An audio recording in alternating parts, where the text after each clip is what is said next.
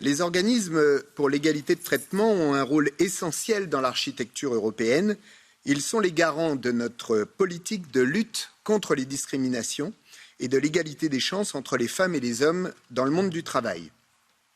Aujourd'hui, les discriminations demeurent encore trop élevées, qu'elles soient basées sur le sexe, l'âge, le handicap, l'origine, la couleur de peau ou encore la religion. Nous voyons également une augmentation de certaines discriminations ces dernières années, comme celles fondées sur l'identité de genre ou à l'encontre de notre jeunesse, qui a de plus en plus de difficultés à s'insérer durablement sur le marché du travail. Chaque discrimination est une discrimination de trop. Cette dernière peut prendre des formes diverses. L'intégration de l'intelligence artificielle dans des emplois toujours plus nombreux doit rester une chance pour les travailleurs.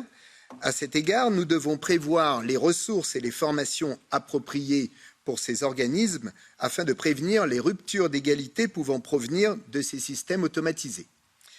Pour atteindre cet objectif d'égalité, nous devons améliorer l'indépendance et le mandat des organismes pour l'égalité de traitement, mais aussi leur fournir les moyens nécessaires pour une action efficace en faveur de l'égalité. Je pense à l'assistance aux victimes de discrimination, au pouvoir d'investigation, mais aussi à la possibilité d'ester en justice, que ce soit pour soutenir une victime de discrimination ou pour agir en son nom. Cette réforme doit être l'occasion de mettre un terme aux discriminations, mais aussi de les prévenir.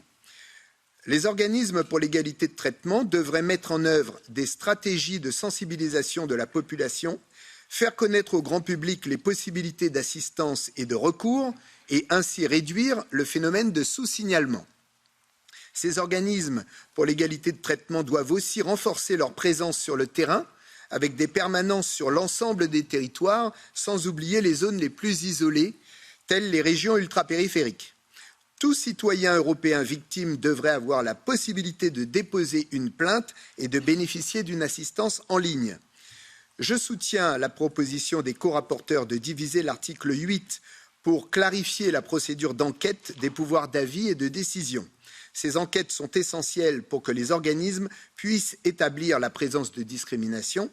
À ce titre, il est nécessaire que ces organismes soient habilités à exiger des informations et documents aux auteurs présumés de discrimination. Cette disposition permettra des enquêtes véritablement efficaces qui pourront mener à l'engagement de poursuites visant l'arrêt des discriminations et à des condamnations éventuelles. Je me réjouis de la collaboration avec les collègues de la commission emploi et femmes pour arriver à un résultat ambitieux afin d'atteindre une union de l'égalité.